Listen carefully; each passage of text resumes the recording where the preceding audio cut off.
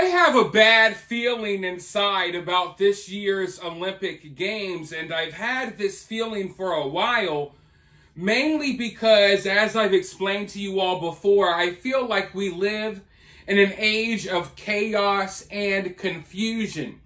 And man, you can really feel it in the air. Tensions are at an all-time high, and the crazy is really coming out of people. In fact, not too far from where I live, someone was just killed in a road rage incident, basically got shot because they accidentally cut someone off in traffic or something along those lines.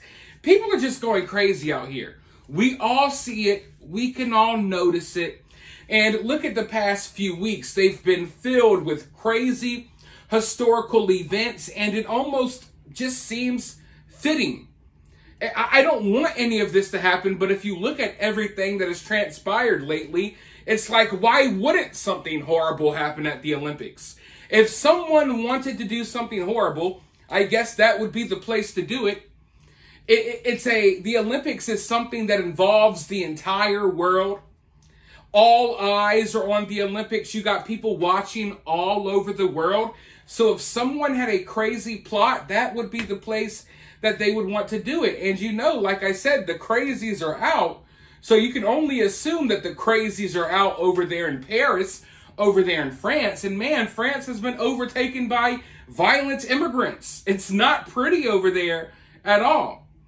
But, you know, the Olympics, it's always beautiful. You get wrapped up in the beauty. You got attractive athletes from around the world. You got the beautiful opening ceremony. And there's just something beautiful about the entire world coming together to compete, right? But behind the scenes, at least this year, there is straight chaos.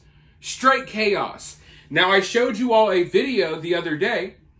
You know, Hamas and other organizations are threatening to do something crazy at the Olympics. And behind the scenes, they're arresting people every single day.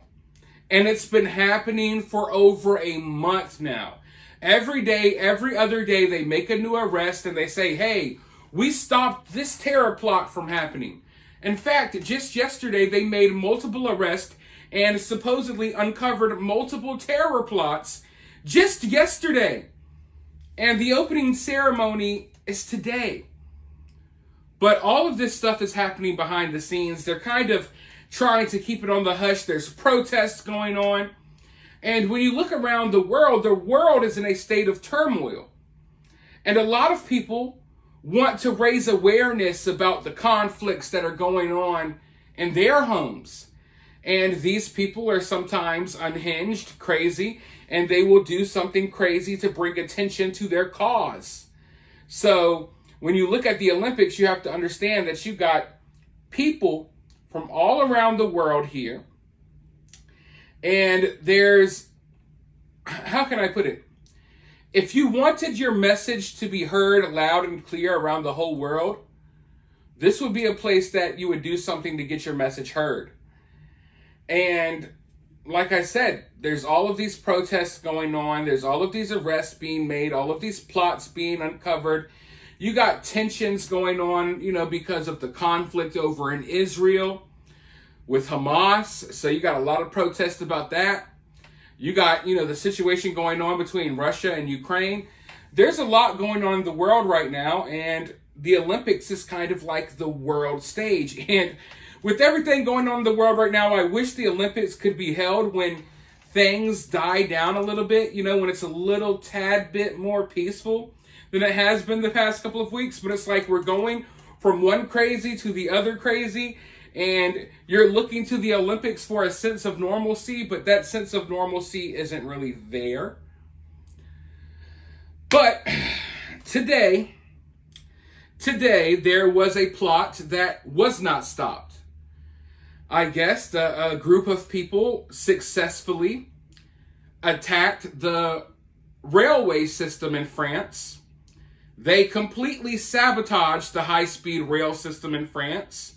Millions of people have been affected. And this is just the beginning. We've got a Fox News alert. You are looking live at one of the main rail hubs in downtown Paris.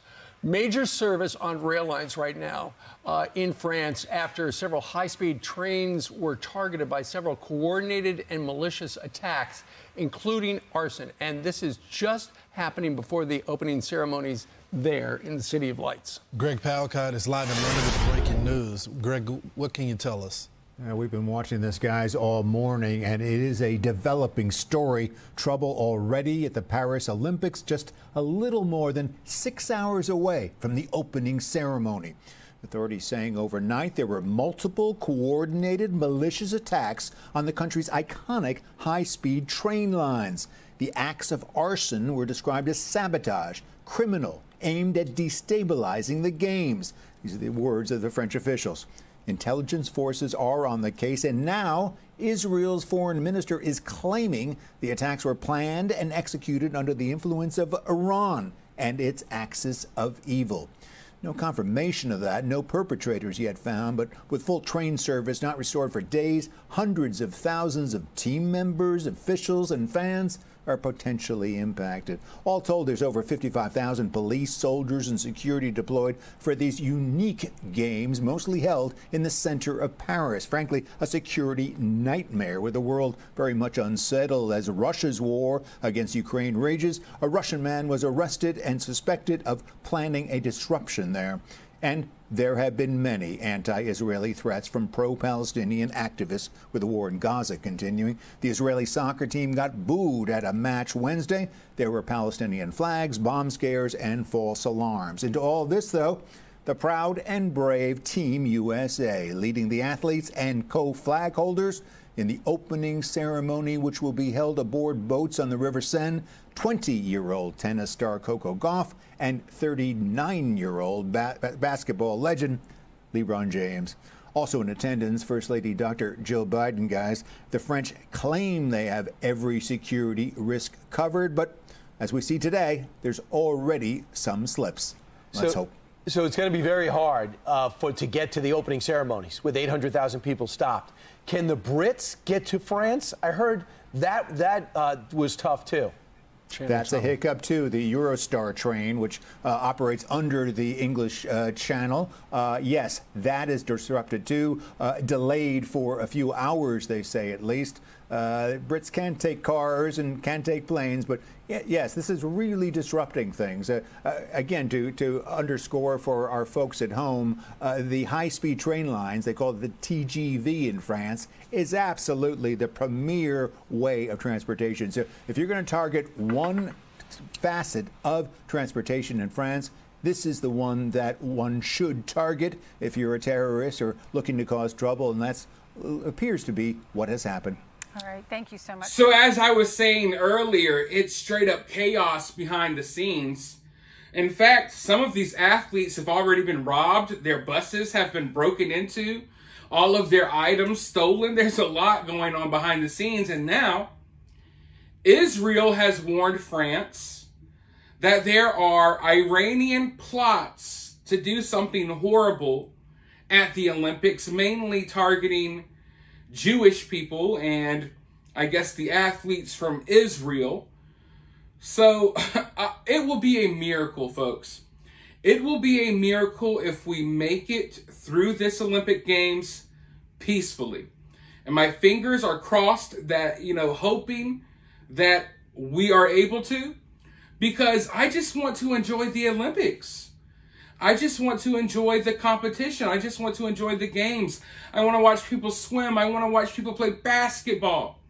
I remember how excited I would get for the Olympics as a kid.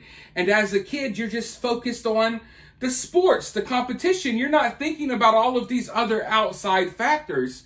But then again, when I was a kid, we were living in a different world. I mean, horrible things happened. Horrible things have happened at the Olympics before. But you weren't in the state of chaos that we're in now.